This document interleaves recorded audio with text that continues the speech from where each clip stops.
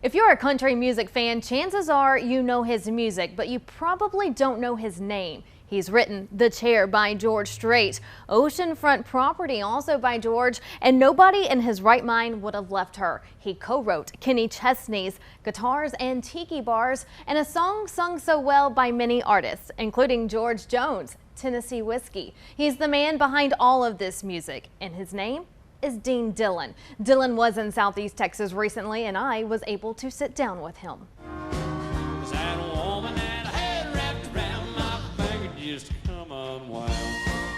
It was April of 1981 when George Strait released the song Unwound. On his first album, the single reached number 6 on the charts. It was the start of what was to come between this new country music singer from Texas and, at the time, an unknown name in Nashville, Dillon. 3 decades later, and this songwriter has become an icon, writing 62 songs for the King of Country. What we've done together is something special. I met up with Dillon as he stopped in Beaumont for a music tour. Sitting inside a dimly lit Corville's, he talked about his shining success.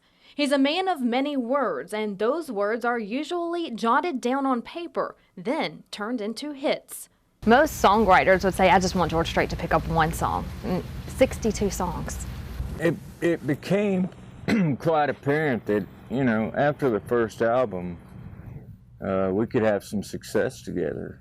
And they did. Said goodbye, Marina Del Rey. Hit?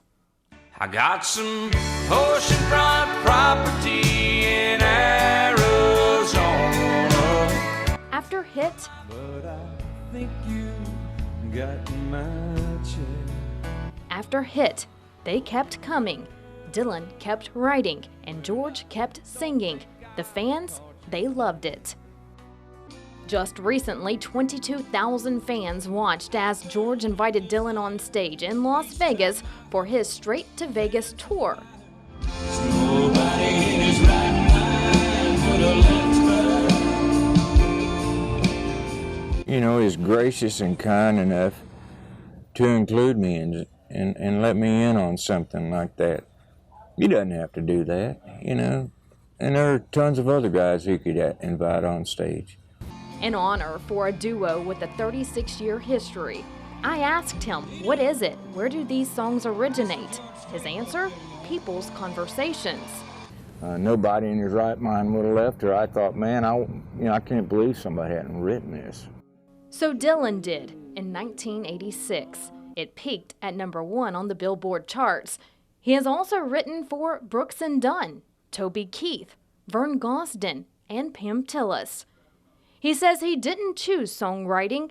Songwriting chose him. It has been a long road to success, and as he starts to wind down, he's seeing some changes in his rearview mirror. Country music has changed over the years. If you feel like there's a change, where do you think that it's headed? To hell if it don't change its ways. It's just a whole different ball game. The end game in my generation was to get a great song recorded, and the end game now is to get a song on the radio. They don't particularly care to record great music. They record what they call ear candy, or radio candy. Something they can get played on the radio. So he's trying to hang on to that real country music and working with the legends, including 2 right here at home. Tracy Byrd. I love Tracy Byrd. I love his voice. And, you know, there's a thing called character. That guy's got so much character. Mark Chestnut. I love Mark. You know, there's a guy who's a stylist, has his own style, a great singer. The older generation has placed its mark on legendary music. Now Dillon leaves this message for the hopeful up-and-comers. If you've got the talent and the great songs, it's going to come out. People are going to hear you, and your songs will get cut eventually. Advice from a legend, an icon, a man behind the hit songs on Music Row. Oh, and by the way, the man behind the music isn't done yet. A documentary about his life and career is being released this year. It's called Tennessee Whiskey, the Dean Dillon story. Kevin, Erica,